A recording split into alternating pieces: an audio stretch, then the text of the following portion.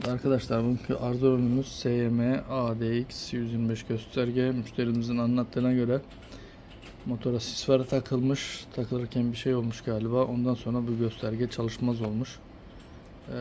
Şimdi söküp inceleyeceğiz bakalım.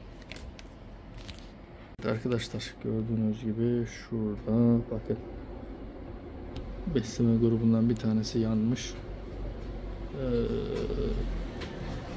Şimdi onun kontrolünü yapacağız. Bakalım inşallah devrilere zarar vermemiştir. Beslemeyle kurtarabiliriz. Abi göstergen hazır. Şu anda enerjiyi veriyoruz.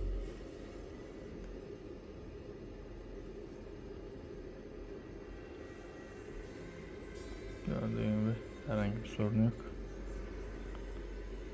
Buradaki uyarılar ve TCS motor takılı olduğunda silinir. Işığı kapattığımızda da kararacak zaten.